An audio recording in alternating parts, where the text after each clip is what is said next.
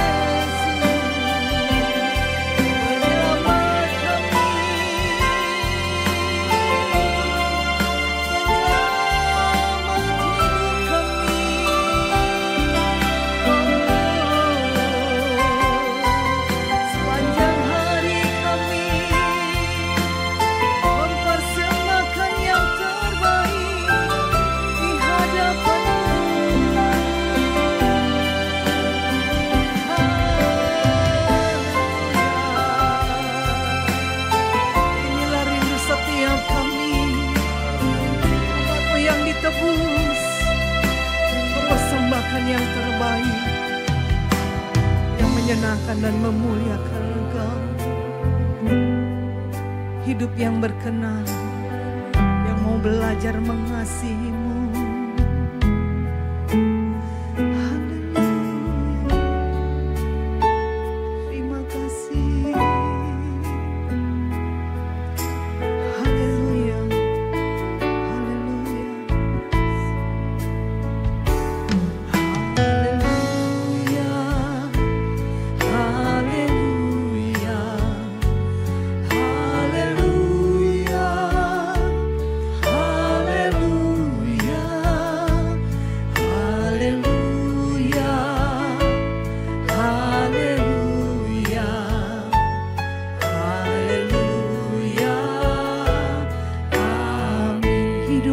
Kami mau puji Engkau. Amin. Puji-puji Dia. Hidup ini sembah Dia. Hidup ini hanya bagi Dia. Haleluya. Amin. Haleluya.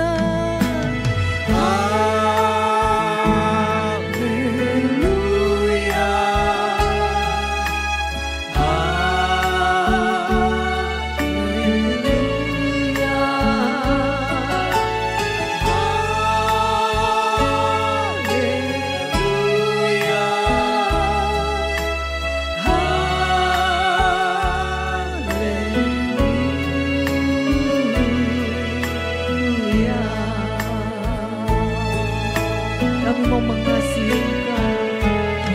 Hidup ini mengasihi. Hidup ini melayani. Hidup ini hidup kudus. Haleluya.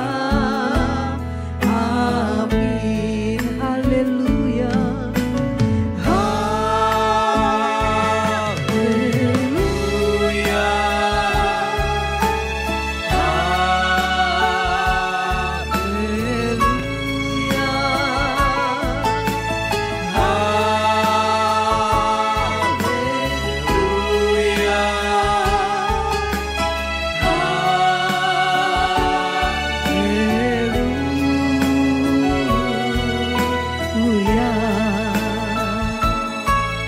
Amin Tuhan. Kami mau belajar. Amin. Kami mau belajar seperti Tuhan Yesus yang mau mengasihi-Mu ya Bapa. Haleluya. Haleluya. Haleluya. Haleluya. Amin. Haleluya. Haleluya. Haleluya. Haleluya. Haleluya.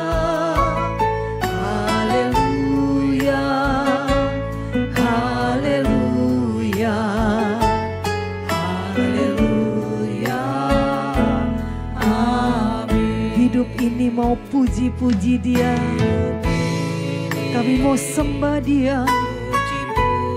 Kami mau mengasihi Dia. Amin.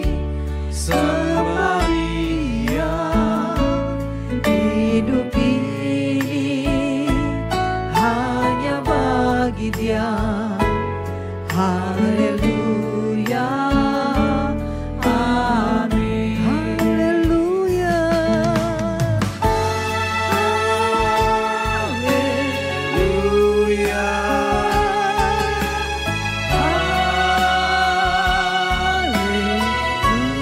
Haleluya.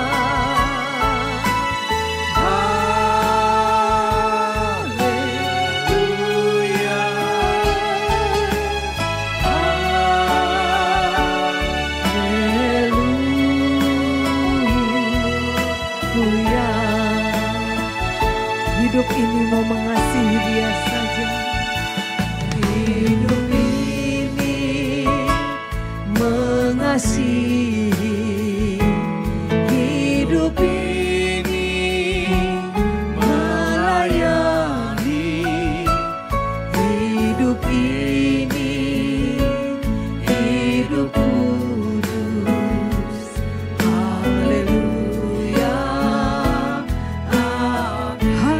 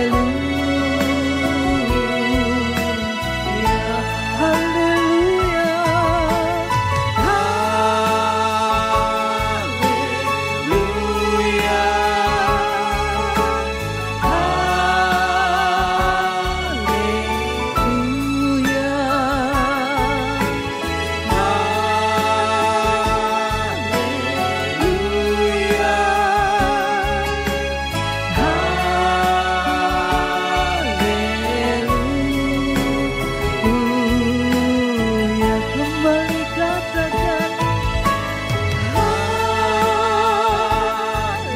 haleluya,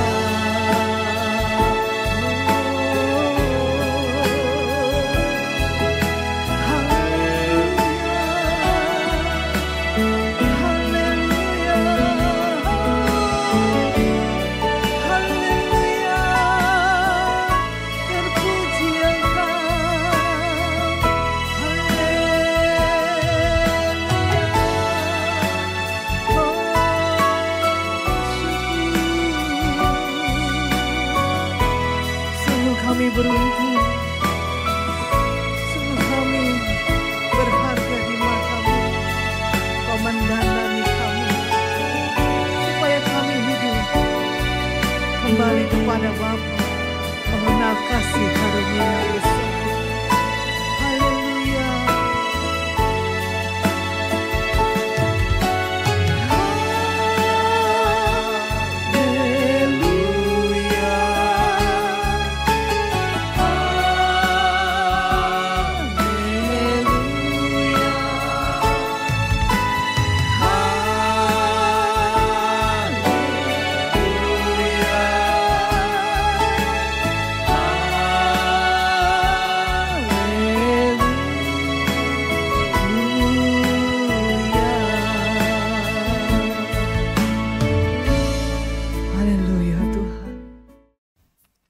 Selamat pagi, Shalom Bapak Ibu Saudara sekalian.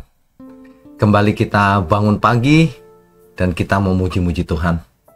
Sebentar kita akan mendengarkan firman kebenaran. Betapa bahagianya kita bersama-sama. Orang boleh capek, pikirannya capek, hatinya capek, fisiknya. Tetapi kalau batiniahnya, kita menghadap Tuhan, kita mendengarkan firman kebenaran, kita akan disegarkan. Mari kita tundukkan kepala lebih dahulu, saudara. Bapa di surga, kami mengucap syukur untuk setiap pagi yang masih kami miliki.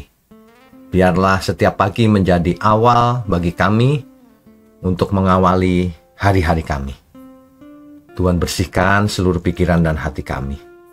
Kami mau mendengar firman-Mu Tuhan, supaya kami benar-benar mengerti manakah kehendak Allah, yaitu yang baik, yang berkenan, dan yang sempurna. Urapi mulut hamba-Mu untuk menyampaikan kebenaran ini. Hanya di dalam nama Tuhan Yesus kami berdoa. Amin. Bapak Ibu Saudara sekalian, bicara soal hati. Hati itu sebenarnya bukan hanya organ biologis saja.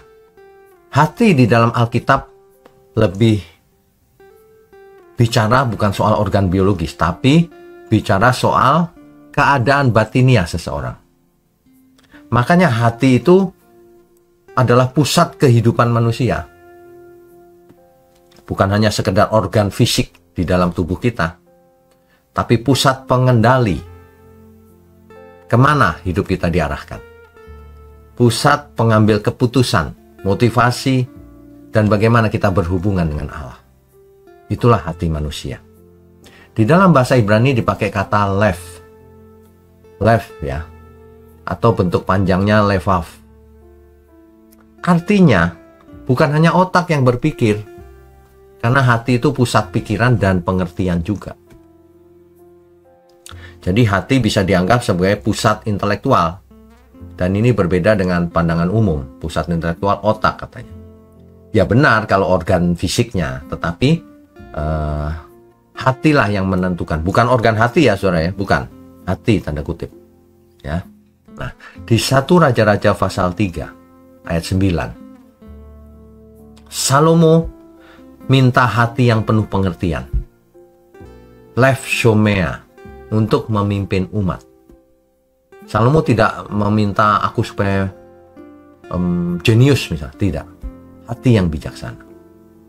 Ya. Jadi pusat perasaan dan emosi itu ada di hati, saudara. Hati merasakan sukacita, kesedihan, keberanian, dan juga ketakutan. Itu adanya di hati. Di Amsal 15 ayat 13, hati yang gembira membuat muka berseri. Ya. Hati juga merupakan pusat keinginan dan keputusan. Hati adalah tempat di mana kita memilih taat atau tidak taat kepada Tuhan. Ulangan 30 ayat 14, firman itu sangat dekat kepadamu, yakni di dalam mulutmu dan di dalam hatimu untuk dilakukan. Jadi fungsi hati menurut Alkitab ya saudara, ini sangat memberikan hikmat yang dalam.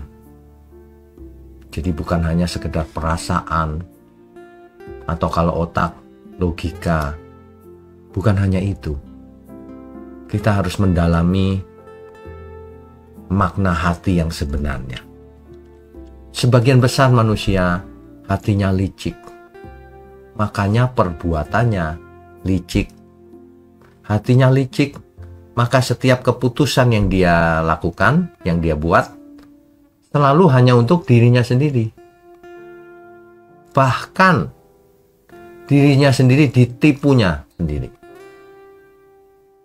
Sudah tahu bahwa keselamatan hanya ada dalam Tuhan, tapi keputusannya makan korban untuk diri sendiri, tidak dipersembahkan untuk Tuhan. Kan kelihatan nyata itu, Ustaz. Ya. Jadi fungsi hati menurut Alkitab yang pertama, sumber kehidupan rohani dan moral. Ya. Amsal 4 ayat 23, jagalah hatimu dengan segala kewaspadaan, karena dari situlah terpancar kehidupan. Jadi dalam bahasa Ibrani, lev itu sangat tepat bahwa hati itu pusat kehidupan. Ya. Yang kedua, hati itu tempat firman Allah bersemayam. Mazmur 119 ayat 11. Dalam hatiku aku menyimpan janjimu, supaya aku jangan berdosa terhadap engkau. Luar biasa ya, saudara ya. Nah, jadi hati juga cerminan diri sendiri, kondisi rohani seseorang. Yeremia 17 ayat 9-10. Makanya dikatakan betapa liciknya hati. Lebih licik daripada segala sesuatu. Tuhan itu menyelidiki hati kita, saudara. Di Perjanjian Baru, kata yang dipakai dalam bahasa Yunani dipakai kata kardia. Kardia ini bukan jantung secara fisik, tapi maksudnya adalah hati yang tadi itu. Ya, engkaulah jantung hatiku, itu kan suatu ekspresi, bukan jantung fisiknya. Kok jantungku bukan, tapi jantung hatiku, suatu ekspresi puitis. Jadi kalau kita baca Alkitab, kita harus mengerti makna yang sebenarnya yang ingin disampaikan oleh Tuhan. Ya, kardia ini sama dengan lev, menunjuk pada pusat batiniah manusia. Jadi kalau seorang manusia jahat, kita sudah tahu perbuatannya jahat, artinya hatinya jahat. Perbuatannya sesat, hatinya tersesat, penuh kegelapan dalam hatinya. Sebab hati adalah pusat segala sesuatunya. Makanya Tuhan berkata begini, bukan apa yang masuk melalui mulut yang menajiskan seseorang. Karena apapun yang masuk, akhirnya dibuang ke WC, ke jamban. Nggak pengaruh. Tetapi apa yang keluar dari mulut seseorang itulah yang menajiskannya. Kenapa? Karena yang keluar dari mulut manusia asalnya dari hati. Jadi kalau peribahasa mengatakan dalamnya lautan dapat ditebak, tidak dapat ditebak, dapat dihitung, tapi dalamnya hati tidak ada yang tahu. Itu tidak tepat juga sih sebenarnya. Dalamnya hati seseorang akan diketahui lewat apa yang keluar dari mulutnya, apa yang ia bicarakan, apa yang ia sampaikan, apa yang diperbuatnya. Kelihatan, saudara. Seseorang itu kelihatan sekali. Fasik atau tidak itu kelihatan. Takut akan Tuhan atau tidak itu kelihatan dari perbuatannya, dari apa yang diucapkannya, yang keluar dari mulutnya. Ya. Di Matius 12 ayat 34. Karena yang diucapkan mulut meluap dari hati. Jadi seseorang sebenarnya tidak bisa menyembunyikan dirinya. Bisa sih sementara. Sehari, 2 hari, seminggu, sebulan, setahun kemudian pasti kelihatan. Semua orang akan melihat dengan nyata. Kan orang tidak bisa berpura-pura setiap saat. Akan kelihatan. Kelicikan hatinya itu akan kelihatan dalam perbuatannya. Jadi ketika Alkitab berkata soal hati, lev, Alkitab sedang mengingatkan kita semua. Perhatikanlah bagaimana engkau hidup. Harus seperti orang yang bijaksana. Yang dari dalam hatinya mengalir kebijaksanaan. Ya, maksudnya adalah inti diri manusia. Pikirannya, emosinya, keinginan-keinginannya. Itu asalnya dari hati manusia.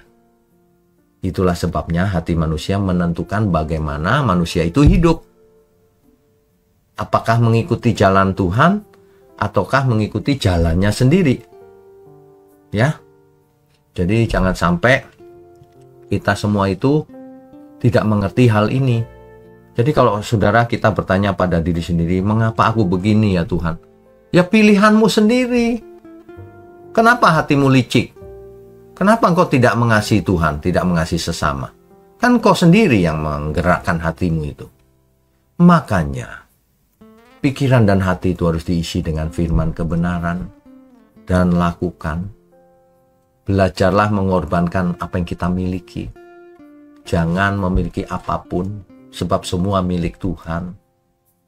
Kalau orang memegangi miliknya sendiri, pelit sekali. Nggak bisa jadi murid Tuhan Yesus. Jangankan miliknya sendiri, milik orang lain saja mau dia rebut.